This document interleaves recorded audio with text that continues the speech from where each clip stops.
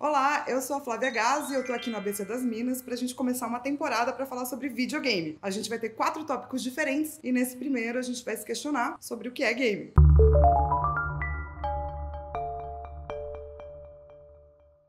E parece uma pergunta simples, porque o que é game eu vou lá e jogo na minha casa, no meu celular, isso é videogame. A gente geralmente usa duas frontes para falar de videogame. A primeira é a fronte da mecânica, da brincadeira, da ludologia. Existem trilhão de estudos acadêmicos sobre o que é ludologia e o que é brincar, muito antes de existir o videogame. Então isso tem um pedaço fundamental para a gente começar a responder o que é game. Porém, por outro lado, existe toda uma questão conceitual do que é game como mídia. Então, o que ele quer dizer? O que ele quer comunicar? Como ele quer comunicar? Então, a gente traz essa outra questão aí. E no mundo acadêmico, por muitos anos a gente teve uma discussão sobre se o videogame vem de um lugar de regra, ou seja, ele é um sistema de regra ludológico, ou se o videogame vem de um lugar de narrativa, ou seja, ele fala sobre temas, então ele tem temas narrativos. Eu acho que essa discussão vem sido superada e a gente tenta descrever videogame como uma mídia que tem interatividade, então você participa de um certo tipo de brincadeira, ao mesmo tempo que pode ter elementos temáticos. Sempre tem algum tipo de tema, mesmo no Space Invaders, que você tem bastante coisa que você faz no controle e menos tipo de narrativa na sua cara, tipo Candy Crush. Porém, por outro lado, tem jogos que tem muita narrativa e poucas coisas que você faz no controle. Tudo isso é considerado videogame.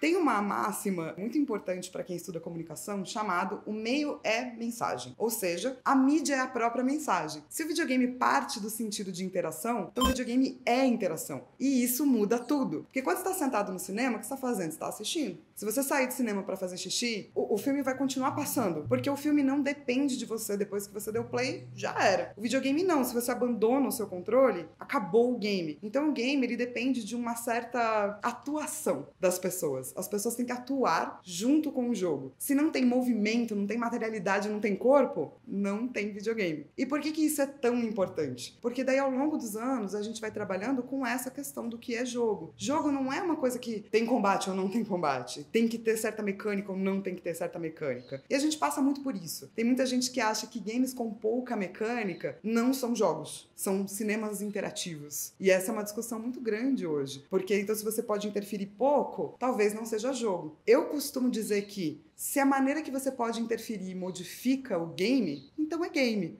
Quando você tá realmente só assistindo, tipo uma cutscene gigantesca, daí não é game.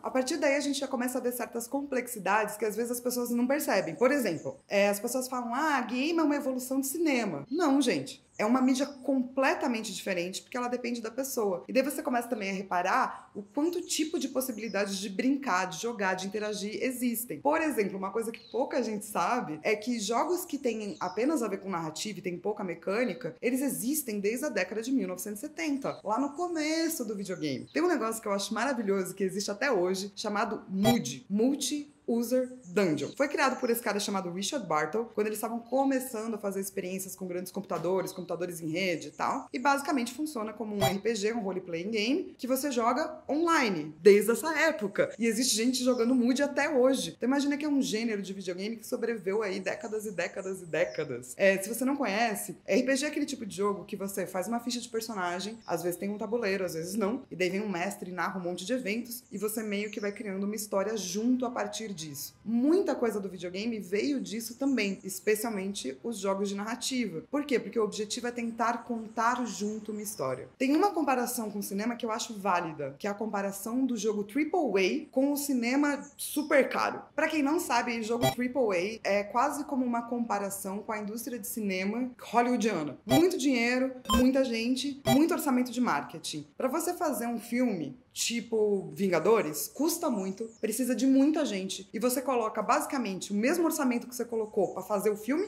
pra divulgar o filme. A mesma coisa acontece com Call of Duty. Call of Duty é um dos jogos que todo ano que sai, jogo mais vendido do ano. Por quê? Porque ele tem uma estrutura por trás que movimenta bilhões, que precisa de muita gente, e mais ou menos a mesma grana que eles colocam no game, eles também colocam no marketing. Então eu acho que existem certas similaridades no modo de como fazer videogame nesse sentido. Porém, a diferença é que pra fazer um filme, às vezes, você demora menos de 3 anos. E pra fazer um game, às vezes, demora isso tudo aí. Existe uma infinidade de jogos indie, que são jogos produzidos não dentro desse sistemão, como existem filmes e curtas. Então, quando você começa a curtir cinema de verdade, você começa a descobrir coisas que você não imaginava. Com videogame é a mesma coisa. Inclusive, essa coisa de que eu não gosto de videogame é mentira, tá? Você ainda não descobriu o gênero de videogame que você gosta. Porque eu desconheço a pessoa que não gosta de nenhum tipo de literatura, nenhum tipo de filme, nenhum tipo de série, nenhum tipo de música. Videogame é um produto cultural e os gêneros são variados. Ou seja, existe o videogame para você. Venha para o mundo do videogame, que é mais feliz. Uma das coisas que eu acho que divide o videogame de outras, que é extremamente revolucionário e mágico, é o uso de um sistema que a gente chama de círculo mágico. O círculo mágico é um conceito que existe desde as brincadeiras de criança, que é assim, a partir do momento que você vai brincar de pega-pega, você tem que aceitar que você vai fazer parte daquela realidade que não é verdade, e você vai aceitar essas regras. Então, enquanto você está brincando de pega-pega, você assume que aquele mundo é verdadeiro num certo grau. Videogame é a mesma coisa. Como tem interação, você tem que aceitar que você faz parte daquele mundo por um tempo. E é por isso que eu acho que as pessoas consideram o videogame uma coisa que tem tanta influência, é tão ótima ou tão maligna. Na verdade, o que a gente está dizendo é que existe uma coisa mística e mágica no sentido de você atuar junto com o jogo.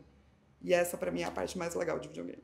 Eu sou a Flávia Gaz, esse é o ABC das Minas, e no próximo episódio a gente vai falar sobre impactos do videogame na sociedade contemporânea, e eu acho que você não vai querer perder, então clica.